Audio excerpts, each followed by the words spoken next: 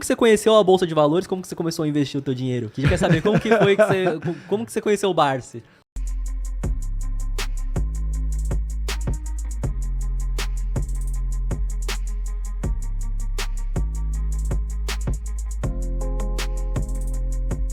Comecei com 16 anos, na verdade, fazendo day trade, cara, mas não durou muito minha passagem no day trade, não, cara, porque eu comecei da pior forma possível, comecei ganhando.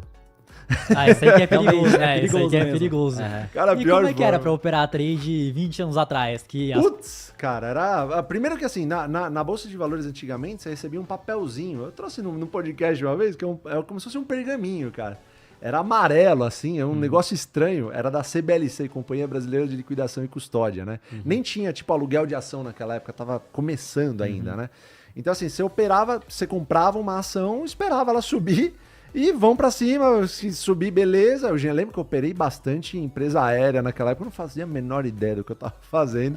E comecei ganhando. E com empresa aérea, ou seja, foi uma das piores cagadas que você pode começar fazendo, né? E quanto tempo demorou pra você passar de ganhar a perder? 2 meses, 3 meses, cara. Porque eu lembro que eu envelheci, assim... tipo assim, só pra você ter um contexto, né? Eu joguei basquete dos meus 8 até meus 16 anos, né? Então eu tava quase me formando, virando profissional na área, né? E, cara, me machuquei. No mesmo ano eu tive 3 hernias de disco, quebrei espinha ilíaca, fraturei dedo da mão, uns 3 dedos da mão, tudo no mesmo ano isso aí, né? E aí, assim, tipo, eu fiquei basicamente 3 dias ferrado, assim, na cama, chorando e tal. E meu pai falou, toma o tempo que você achar necessário aqui. Me deu um livro, o livro chama Segredos da Mente Milionária, que eu leio uma vez por ano e pratico, não só ele, né, mas vários, eu gosto bastante de ler. E, cara, depois disso, eu falei, eu preciso fazer alguma coisa, não posso ficar parado. Aí eu comecei a fazer site pra internet, né? Eu comecei a estagiar numa empresa em São Bernardo do Campo fazendo site. Só que, cara... O dono me pagava, tipo, sei lá, um salário de 200, 300 reais, alguma coisa assim.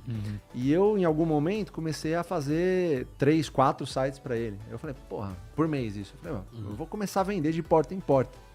E foi o que eu comecei a fazer pra ajudar minha família. Eu vim de uma família de classe média baixa, eu estudei em escola pública minha vida inteira, morei na Vila Arapuá, que é um subdistrito do Heliópolis lá.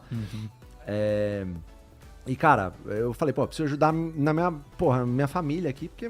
Você achava que o basquete você ia virar profissional? Eu achei que ia entrar na NBA, velho. E eu me machuquei quando achei que ia ser melhor que o Michael Jordan. Porque, porra, o Michael Jordan, eu estudei pra ver o quanto que ele treinava. Eu vi, ele treina 10 horas por dia, eu preciso treinar 11. Uma parada assim, tá ligado? Aí eu me machuquei, né? Deus chegou pra mim e falou, filhão, melhor que esse cara você não vai ser. Segura aí, champs. Aí acabou que eu me machuquei e tal. Enfim, comecei a trabalhar. Foi tudo de uma vez. Eu comecei a trabalhar no mercado de web design e ao mesmo tempo fazendo day trade, porque eu chegava pra minha mãe e falava, eu coloco o dinheiro na poupança, depois de um tempo eu ganho um dinheiro sem fazer nada. Ela, sim. Eu falei, então beleza. Então se eu tiver mais zeros aqui, eu vou ganhar mais dinheiro ainda sem fazer nada. Ela, é isso mesmo. Sabia missa metade que poupança era uma porcaria, né? Mas enfim, foi assim que começou. Comecei no day trade. Não durou muito tempo, porque em pouquíssimo tempo eu perdi basicamente tudo que eu tinha ganhado, assim, foi um negócio maravilhoso. Eu comecei a ganhar. Eu nunca vi alguém que falou que ganhou dinheiro com day trade consistentemente durante, sei lá, mais de 6 meses. Eu também não conheço, cara. E eu desafio, vocês mandam aí no meu Instagram, no Instagram da galera aqui. Se tiver, você traz aqui, vamos aprender com o cara, né?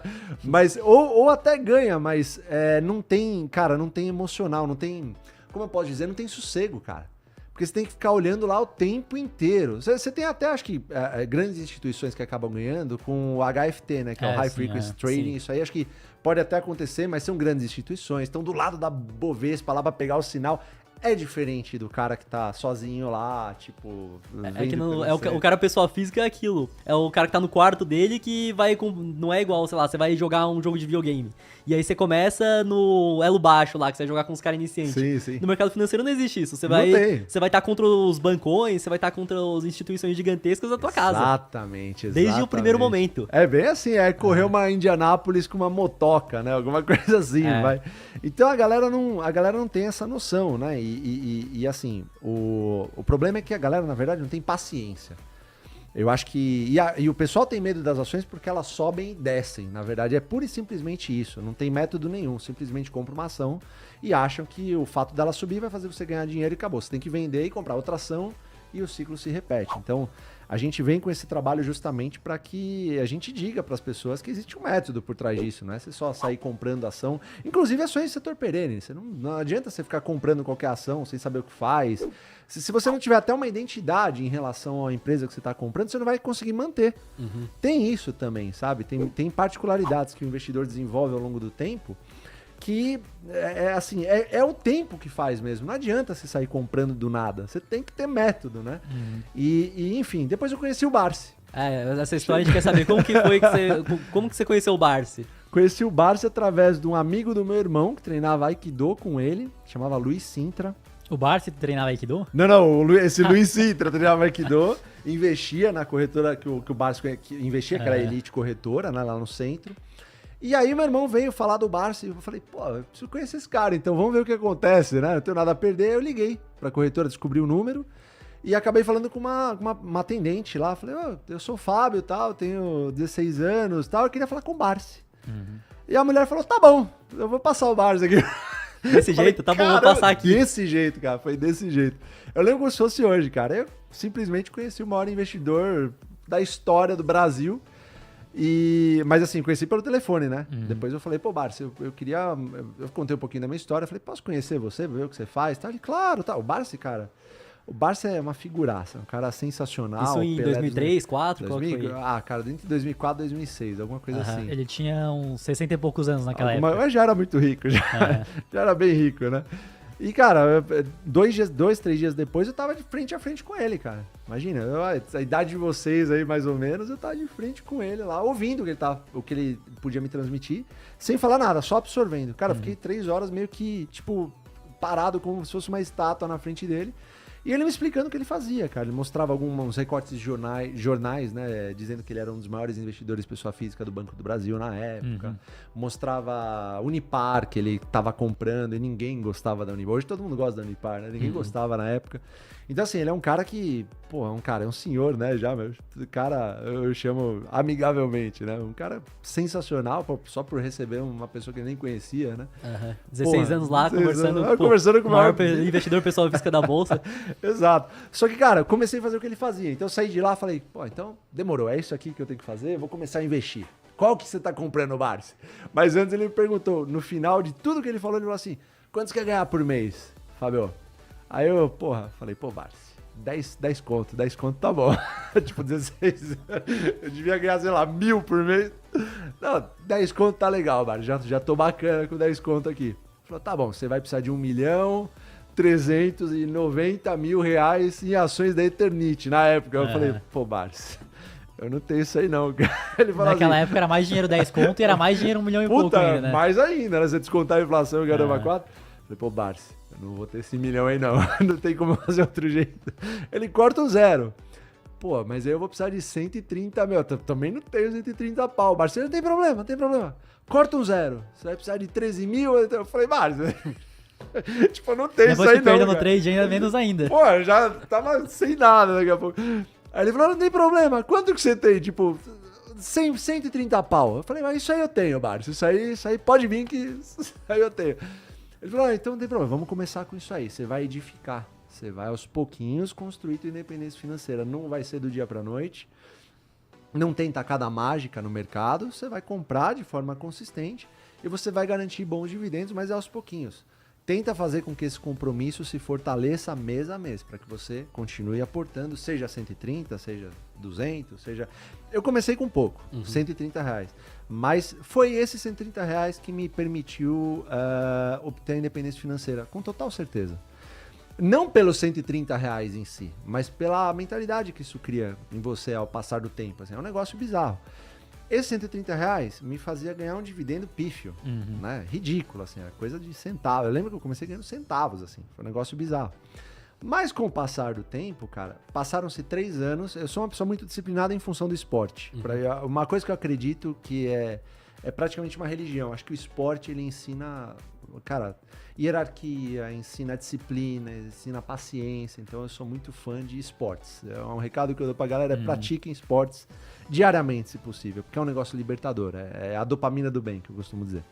Então eu sempre fui muito disciplinado. Então eu fiz o que ele falou, Cara, mês 1, mês 2, mês 3, mês 4, mês 5, ano 1. E que ação você começou comprando? Eternit. Aham. Na época era Eternit que eu comprava. Comecei a comprar Unipar também. Depois comecei a comprar Itaúsa, mas Itaúsa não foi por conta dele, Itaúsa foi por conta minha mesmo. Eu sempre gostei muito do Banco Itaú, já tava assim, trabalhando. É o que eu falo da relação, você tinha um relacionamento mais próximo com o banco. Eu vi no TubaCast, né, que você falou que o Itaú foi o primeiro banco digital de verdade que você conseguia resolver do computador as coisas. Exato, né? Velho. Eu falei, pô, Itaú, cara, eu sempre admirei o Itaú, sabe? A forma como ele lidava com os clientes. E, cara, eu gostava muito. Então, assim, eu tinha uma particularidade com o banco. Eu falei, pô, o banco não vai quebrar nunca, né? Então, pô, eu gosto desse banco aqui. Então, foi um banco que eu comprei meio que por minha conta, assim, né? Mas, assim, era basicamente Eternit, Unipar, o Banco Itaú, através da Itaúsa e Banco do Brasil. Eu sempre gostei muito de banco, cara. Eu acho que banco... Cara, banco é a raiz de tudo, né, cara? Eu acho que é o setor mais perene do perene. Existe banco antes de energia elétrica, pra você ter noção. Então... Eu gosto muito de banco, né? Minha carteira é recheada. Ainda mais aqui no Brasil, que a gente tem poucos bancos que comandam tudo. Não é igual lá fora, que tem uma competitividade maior, né? Não, lá fora tem um banco a cada esquina. Você vai em Nova York lá, pô, tem banco de tudo que é jeito, tudo que é forma. Aqui é um oligopólio fechadão, cara. Os caras têm um lobby violento no Congresso, com certeza. Então, assim, eles são muito grandes para que você dê porrada neles. Então, se junte a eles, né? Os bancos digitais fizeram isso, acho que de uma maneira muito, cara, muito agressiva. Eu achei legal pra caramba, porque os bancos digitais fizeram com que os bancos tradicionais saíssem daquele berço esplêndido que eles estavam. Tiveram que se movimentar. E estão fazendo isso. Eu acho que de maneira muito boa, especialmente Itaú, Banco do Brasil também, porque não, e quem diria Banco do Brasil, né? Porque era um banco bem engessado, todo mundo gosta de Banco do Brasil, mas nem sempre foi assim. 3 anos depois, cara, mês a mês, fazendo religiosamente, 3 anos depois eu falava, putz, isso aqui não vai dar em nada, cara. Isso aqui não vai dar em nada, eu tô ferrado, eu nunca vou viver disso aí. Porque, os dividendos cresciam, mas não na velocidade que eu queria, tá ligado? Eu falei, isso aí não vai dar em nada. E aí... muitas vezes, ainda dependendo do momento econômico, o investidor que tá aportando religiosamente em 3 anos, às vezes tá no prejuízo. Tá no prejuízo, cara. Isso acontece. Sim. Aconteceu em algumas ações. Talvez, acho que a Unipar, se eu não tenho, assim, se não me falha a memória, até 2008, cara, deu uma porrada pra baixo. Depois eu vou contar o que aconteceu em 2008, mas Unipar é uma das empresas assim que demoraram pra ficar maduras do jeito que tá hoje, assim, sabe? Então, por muitos anos, você não tinha nenhum cara, nenhuma casa de análise, nenhum especialista que falava que gostava de Unipar, mas você tinha o Barsi lá com seus anos de experiência que gostava, né? E você vê que ter conhecido o Barsi mudou a sua trajetória? Que, por exemplo, tem gente que vai lá, começa com trade, perde dinheiro, aí não quer mais saber de bolsa, não quer saber mais de investir, acaba largando de mão e deixa de ter um futuro bom se realmente tivesse investido da forma correta. Sim. Cara, eu atribuo isso a Deus, cara. Pra mim, Deus é tudo na vida. Eu não tenho religião, mas eu atribuo isso a Deus puramente. Agora, 3 anos depois, cara, eu lembro que eu tive uma conversa com a minha mãe, né? Eu sempre fui muito próximo com os meus pais. E eu falei pra ela, porra, mãe, eu tenho um monte de amigos meus, eu sempre tive amigos muito mais velhos. Eu tenho meus amigos que falam que eu devia investir em CDB, sei lá, poupança, que tá dando 16% ao mês. Que na época a renda fixa tava remunerando... Bombando. E essa é a melhor hora pra você comprar renda variável, né? Com certeza. Essa é a melhor hora. Então, eu falava isso pra ela, assim, meio que me queixando. Ela falava assim, olha, você teve o privilégio de conhecer um dos maiores investidores do Brasil, né? Você tem os seus amigos lá que estão se gabando de ganhar 16% ao ano, só que todos eles trabalham para alguém, né? O Barsi, ele chegou onde chegou, ele não trabalha para ninguém, na verdade ele é dono desses negócios que ele está falando e ele conseguiu do zero através de compra de ações, de forma sistemática. Ele era um engraxate. Realmente acho que foi um posicionamento da sua mãe muito maduro de falar, ele já vive disso, ele já teve sucesso no mercado, enquanto isso, teu amigo que pode ser mais velho, tá se gabando, tá ganhando 16%, não conseguiu viver da renda ainda que ele acumulou. E ela me falou isso, cara, e eu não voltei mais atrás, cara. Eu falei, quer saber? Depois dessa lapada que eu tomei da minha mãe, cara, eu vou fazer o que eu tava fazendo e sem olhar muito pro que tá acontecendo, sem olhar pra renda, o que tá rendendo, porque eu ficava comparando, né? Eu falava, puta, aqui eu tenho tanto, mas olha aqui na renda fixa, eu teria X a mais. Olha o CDI aí, minha carteira, olha o CDI. Exato. Cara, esse é um erro muito comum no investidor, porque você vai ser um bom perdedor, assim, para você ser um bom investidor, você precisa ser um bom perdedor de renda fixa no curto prazo. Possivelmente a renda fixa vai ganhar dos seus dividendos ou das suas ações, a não ser que elas subam pra caramba, de forma vertiginosa, assim. Mas se você for um bom perdedor aí na renda fixa no curto prazo, possivelmente você vai ser um belíssimo ganhador no mercado no longo prazo. Então, Cara, basicamente eu não parei mais de fazer. Eu tô há, acho que 19 anos fazendo a mesma coisa, só que não mês a mês agora. Às vezes você junta um pouco mais, você começa a adquirir um pouco mais de visão de mercado, você começa a estudar um pouco mais uma empresa ou outra. Então você acaba que você não faz mês a mês, porque você já sabe que funciona, sabe? Você já tem essa mentalidade e tal. Mas é o que te aposenta no mercado, né? Te aposenta. É o que faz você viver de dividendos no mercado. Porque aposentado a gente nunca... Cara, o dia que você se aposentar, você tá morto. Eu costumo dizer assim. E com todo respeito aos aposentados, eu não me refiro a você se aposentar e ficar dormindo o dia inteiro. Mas assim, você ter liberdade financeira o suficiente para que você possa decidir o que você quer fazer. Né? Vocês, por exemplo, vocês decidiram fazer um negócio que eu achei do caramba, que é transmitir conhecimento pra galera que tá assistindo e não tem esse conhecimento. Então vocês já estão de parabéns de saída, cara. Eu acho isso fantástico da parte de vocês. É que não tem como, né? Se a pessoa, tá viva, ela quer fazer alguma coisa. Exato. Ela pode dizer não, às vezes, pro trabalho que ela não gosta, que ela tá lá só por conta do dinheiro, mas alguma coisa a pessoa vai querer fazer, ainda mais se ela teve a consistência de investir durante muito tempo e conseguir viver de renda, porque essa pessoa é disciplinada, essa pessoa consegue adquirir conhecimento. E gerou muito valor. Gerou muito valor. Gerou muito valor, exatamente. Então essa pessoa não vai querer parar simplesmente de fazer tudo. Não tem como. É difícil, cara. A gente recebe relato de pessoas, no Instagram direto, chove no @vocês garantem, no meu lá.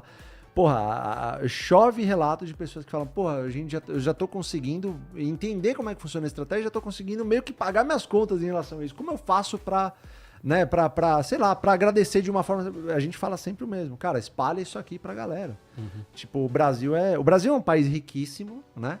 Só que, infelizmente, aí que tá, dentro de um Brasil tem um monte de Brasil, assim, é um negócio estranho, né? Você tem o Brasil da Faria Lima, você tem o Brasil do Nordeste, você tem o Brasil do Alto do, sei lá, do Ipiranga lá. É difícil, cara. São muitos Brasis dentro de um Brasil, né?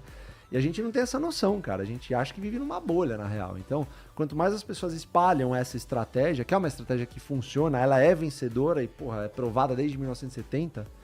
Cara, por um cara que era engraxado, se tornou um bilionário, porra, todo mundo pode saber. E que no final das contas só tava buscando ter uma aposentadoria digna, né? Exato, no final do dia o que ele virou, né, que querendo ou não, ele fez lá o projeto Ações Garantem Futuro. Sim. E ele queria realmente só se aposentar de uma forma digna, porque ele viu que não daria pra fazer isso por conta da Previdência e virou bilionário, né? Exatamente. Aí ele ainda brinca com a gente, né, que a gente devia mudar o logo pra AGOF, que é Ações Garantem Ótimo. Você fala, pô, Mário, acabamos de registrar isso aqui que muda tudo e tal. Mas é porque ele percebeu, né, cara, que as empresas que estão por trás dessa dinâmica são elas que geram valor, né, cara? A poupança, o CDB, eles têm um papel fundamental no CDB por uma reserva de emergência, pô, é muito bom, né? A poupança eu já não sei achar muito bem algo para que ela sirva. É bom pro banco só. Pro banco é maravilhoso, né? Mas assim, você tem um papel para cada tipo de título de investimento. Agora, se você quer investir e criar um futuro, cara, ações. A gente acredita simplesmente 100% em ações. Acho que é basicamente isso. E hoje tem uma galera que acaba criticando por não entender, fala o seguinte, não, que o Barça quando comprou as ações era centavos ainda, enquanto isso hoje em dia tá muito mais caro de forma nominal, né? O que você abre lá um Banco do Brasil tá mais de R$50. Só que a galera não consegue entender da inflação e ver os indicadores naquela época também que eram um pouco mais descontados, mas era um absurdo. Sim, o Barça até numa entrevista recente, acho que faz um ano, alguma coisa assim, ele até falou que você conseguiria comprar isso quando eu acho que a ação do Banco do Brasil estava 45, R$40. Ele até falou que a 45, R$40 era muito mais barato o Banco do Brasil do que na época, quando ele pagava centavos. Porque o valor patrimonial, quando estava 45, R$40, era de R$55, ou seja, você estava pagando abaixo. Sim. Na época que ele estava comprando, tipo, estava ou em cima ou um pouquinho acima do valor patrimonial a cotação. Então, no final do dia, você estava diante de uma mega oportunidade. Você ainda talvez esteja diante de eu odeio a palavra oportunidade, porque dá a impressão que você fala, porra, corra, aproveite antes que acabe, tá ligado? E o mercado abre todo dia, então todo dia você tem boas opções para você se tornar sócio no mercado de ações. A galera que fala isso, nitidamente não entendeu como é que funciona a estratégia, e é muito provável que as ações que estão hoje um preço, daqui a 10 anos, gerando o mesmo um valor assim, aceitável, vão estar um preço muito maior. Né? Por conta de inflação, por exemplo, né? E por conta de geração de valor contínua e constante. Essas empresas que a gente sempre fala, costuma dizer, não é que hoje elas são boas há 10, 20, 30 anos. É porque aquilo, você tá investindo na geração de riqueza, né? Que eu gosto bastante desse termo que o Barsi usa. Geração de riqueza, cara. Então, no final do dia, se você se associar a elas de maneira consistente, que é o que a gente sempre fala, cara, você vai criar uma mentalidade sua, o que é excepcional, né? Você vai, cara, a disciplina e a paciência, você pode usar ela em todos os campos da vida, cara. Você deve usar ela em todos os campos da vida. Para você viver, você vai precisar de disciplina e paciência. A vida vai ser um pouquinho mais tranquila se você tiver esses dois atributos. E no mercado de ações você consegue criá-los se você não tem. Porque você vai precisar, cara. Em algum momento as empresas que você está investindo vão cair. Em algum momento o mercado vai cair 50%, 60%, 70%. Isso é algo natural, normal. Eu já vi acontecer 3, 4, 5 vezes grandes quedas. 2008, 2016, coronavírus. E eu tenho certeza que vou ver mais. Isso sim representa bons momentos de você entrar. Agora, se você tem a disciplina, a consciência e a persistência, esses momentos não significam muita coisa. Significa que você vai fazer a mesma coisa do que você estava fazendo quando as ações não estavam em queda. Que é continuar se associando, só que você vai ter um preço muito mais baixo. E que a galera confunde muito a volatilidade com risco. Então a pessoa pensa, eu tô investindo numa ação aqui, todo dia que eu abro o home broker tá com preço diferente, então eu tô em algo que tem risco. Sim. Porém, no final das contas, no longo prazo, o mecanismo, o veículo que vai melhor repassar a inflação e continuar crescendo são as empresas. Exato. Principalmente essas de setores que a gente fala que são perenes, né? O Barsi gosta de falar que são os setores perenes, né? Pô, é uma empresa de energia, cara, ela vai repassar para você, ela vai lucrar, porque é da natureza dela, ela precisa lucrar. Claro que não são todas as empresas, né? Você tem empresas que são mais bem administradas do que outras, tá? Mas no geral, pô, empresas de transmissão de energia, elas vão lucrar, contrato de 30 anos, sólido. É meio que se fosse um reloginho de transmissão, não tem como. Reloginho, aí GPM, PCA, tá lá atrelado bonitinho. Um banco isso vai acontecer também, sabe? Uma empresa de saneamento, uma empresa de seguro. É da natureza desses negócios que fazer esse tipo de movimento, né? Então, não é que ela vai lucrar porque ela veja, sei lá, agora a gente tá achando uma mega oportunidade. Não, elas vão lucrar porque elas vão crescer. A tendência delas é crescer. As empresas não ficam paradas em berço esplêndido, né? Tem muita gente que... Eu sou investidor de Taesa há muitos anos, né? Então, tem muita gente que fala assim, mas os contratos da Taesa estão para acabar, hein? 2030 tá aqui, tá? Você fala, pô, tamo... Acho engraçado que o cara fala isso, ele acha que a empresa, os controladores da empresa, quem administra, não sabe que isso tá acontecendo. Tipo, eles sabem desde 2000, pô, acho que liga lá pra Taesa pra te informar, porque vai que eles são pegos de surpresa. Não, cara, as empresas, elas são organismos vivos. Elas se adequam, se ajeitam, se reforçam, elas vendem ativos, voltam, tal. Essas empresas são constituídas de pessoas que são, assim, muito familiarizadas com os negócios, pessoas muito mais inteligentes que nós, porque se nós fôssemos tão inteligentes a esse ponto, a gente teria criado empresas como essas, que são centenárias e o caramba 4, e elas sabem o que estão fazendo, né? Até as empresas que erram e vão errar ao longo do tempo, você pega um Bradesco, um Santander, erraram no crédito, pesou a mão no crédito lá, porra, você acha que eles vão cair nessa de novo? Eu acho que eles vão ser 10 vezes mais conservadores. Sabe? Erraram, pô, aprendemos, agora não erramos mais. Sabe? Pelo menos eu acredito nisso, né?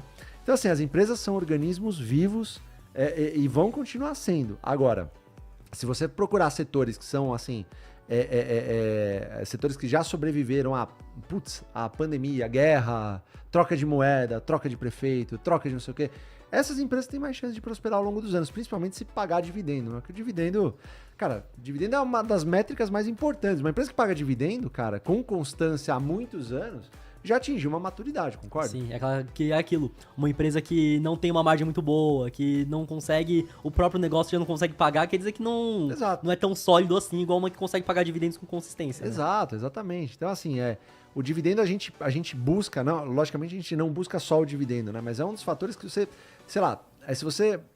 vamos supor que você não saiba analisar absolutamente nada da empresa. Se você for pegar o histórico de 10 anos de dividendos dessa empresa, se você vê que ela pagou durante 10 anos de dividendos assim, sem parar ininterruptamente, cara, já dá um pontinho, um bom sinal, assim, já dá um check, assim, porque é uma empresa que gerou valor, né? Então, se você comparar isso com os preços e ver que tipo, tá numa margem lá de 6%, a gente sempre costuma dizer dos 6%, o Barsi criou essa métrica aí.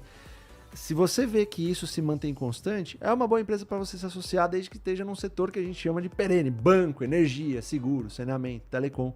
E não tem muitas empresas. Aí que tá, a gente fala que tem 400 empresas. Se você pegar dentro desses setores e elencar só as empresas desse setor, você deve ter umas 30, talvez. E tem muita gente que confunde, fala o seguinte, que 6% é pouco, que o CDI tava pagando até no passado 13 e pouquinho. Putz, só que o cara não entende o seguinte, me pagou 6%, só que o que ela gerou de lucro não foi somente 6%. Gerou muito mais, só que o payout, por exemplo, foi de 40%, os outros 60%, continuando no caixa da empresa para reinvestir, crescer mais, e a tendência é que com a empresa crescendo, ela vai lucrar mais. Com ela lucrando mais, ela te paga mais dividendo, e a tendência natural é que as pessoas vão ver esse valor e vão comprar, vai vir uma demanda compradora, o preço da ação vai subir também. Você pega o exemplo, eu sempre dou o exemplo do Banco do Brasil, que é muito facinho acho que da pessoa que está entrando nesse universo agora entender. A empresa lucra, exemplo, R$1 bilhão, paga 400 milhões para os acionistas. Isso corresponde a 10% de dividendo no dia de hoje que a gente está gravando, cerca de 10%, tá? Não é preciso, mas cerca de 10%. Líquido livre de imposto na tua conta. Só que aí você pergunta, por que ela está fazendo com os outros 60%? Adivinha, está crescendo, está reinvestindo. Não é à toa que o valor patrimonial da empresa sobe constantemente ao longo dos últimos 20 anos. Não é à toa que isso acontece, é exatamente pelo que você falou. A empresa está reinvestindo esse dinheiro, esse sobressalente que ela não usou. Exato. Ela tem a capacidade de pagar um bom dividendo e ainda por cima continuar crescendo. Exatamente. Você consegue as duas coisas numa empresa de... Aí que tá, a galera fala também de a empresa de dividendo e a empresa de crescimento. A empresa de dividendo, por si só, por conta de fazer isso, ela já é uma empresa de crescimento. Agora, claro, você pode ter outros tipos de negócios que a gente nem recomenda que você invista em outros tipos de negócios, principalmente no Brasil.